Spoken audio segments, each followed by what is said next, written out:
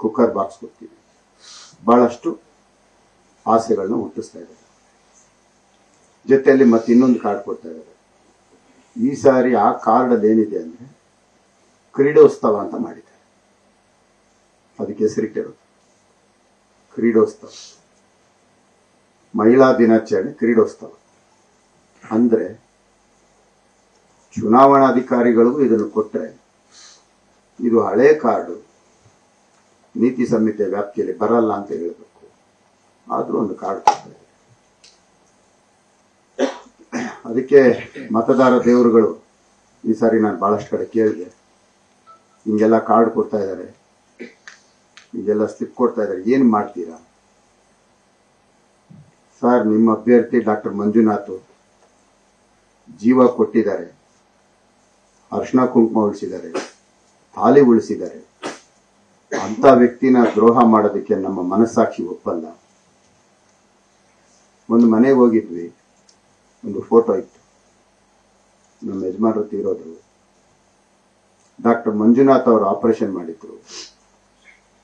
ಅದಾದ್ಮೇಲೆ ಸುಮಾರು 20 ವರ್ಷ ಬದುಕಿದ್ರು. ಫೋಟೋ. ಇನ್ನೊಂದು ಕಡೆ ಒಂದು ವ್ಯಕ್ತಿ ಬರ್ತಾರೆ, 4,100 ರೂಪಾಯಲ್ಲಿ ನನಗೆ ಆಪರೇಷನ್ ಮಾಡೋದಲ್ಲ, ನಾನು ಇನ್ನೂ ಬದುಕಿದ್ದೀನಿ, ಅದಕ್ಕೆ ಡಾಕ್ಟರ್ ಮಂಜುನಾಥ್ ಅವ್ರ ಕಾರಣ ಅಂತ. ನೆನ್ನೆ ಒಂದು ಮನೆಗೆ ಹೋಗಿದ್ವಿ. ನನಗೆ ಇವತ್ತು ನನ್ನ ಮನೆಯಲ್ಲಿ ನಾನು ಇದ್ದೀನಿ, ಬದುಕಿದ್ದೀನಿ ಅಂದ್ರದಕ್ಕೆ ಡಾಕ್ಟರ್ ಮಂಜುನಾಥ್ ಅವ್ರ ಕಾರಣ.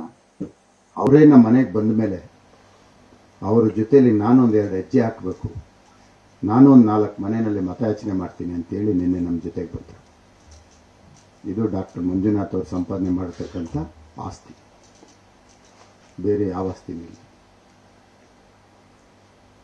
ದೇವೇಗೌಡರ ಅಳಿಯ. ಸಾಮಾನ್ಯವಾಗಿ ಮಕ್ಕಳಕ್ಕಿಂತ ಅಳಿಯಂದ್ರ ಬುದ್ಧಿವಂತರು ಜಾಸ್ತಿ.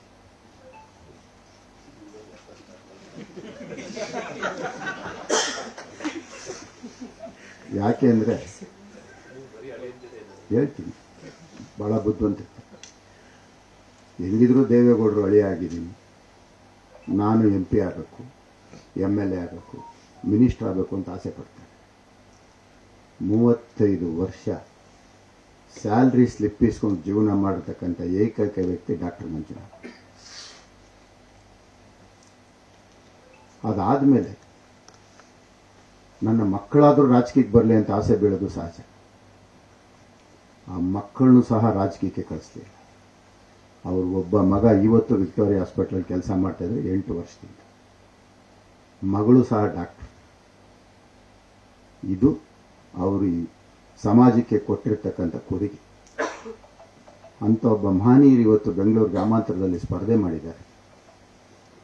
ಈ ಗ್ರಾಮಾಂತರ ಕ್ಷೇತ್ರದಲ್ಲಿ ಅವ್ರಿಗೆ ಮತ ನೀಡೋದಕ್ಕೆ ಜನ ಸಿದ್ಧವಾಗಿದ್ದಾರೆ.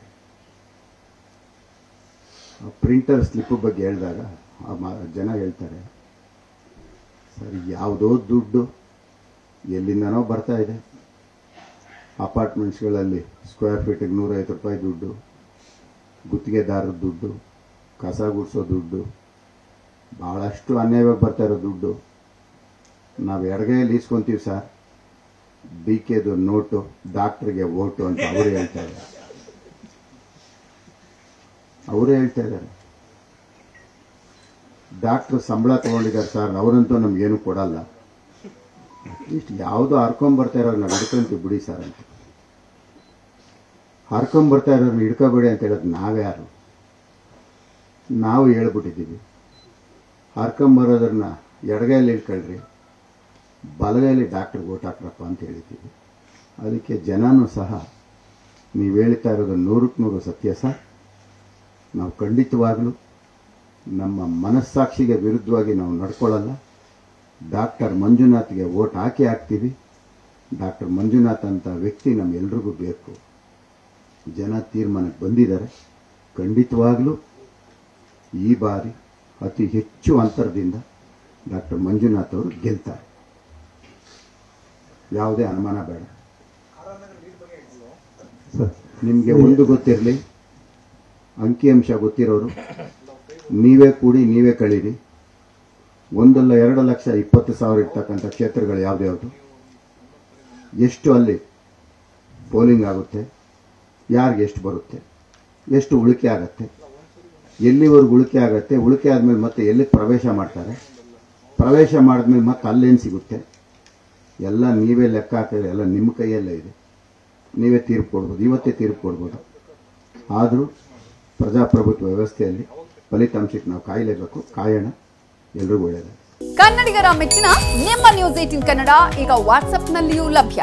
ಕರ್ನಾಟಕ ಮತ್ತು ದೇಶ ವಿದೇಶದ 360 ಡಿಗ್ರಿ ಸುದ್ದಿ ವಿವರವನ್ನ ನೀವು ನಿಮ್ಮ ಕೈ ಬೆರಳುಗಳಲ್ಲಿಯೇ ಪಡೆಯೋದಿಕ್ಕೆ ಈ QR ಕೋಡ್ ಅನ್ನು ಸ್ಕ್ಯಾನ್ ಮಾಡಿ. ನಮ್ಮ ಚಾನೆಲ್ ಅನ್ನು ಫಾಲೋ ಮಾಡಿ, ನೋಟಿಫಿಕೇಶನ್ ಆನ್ ಮಾಡಿ.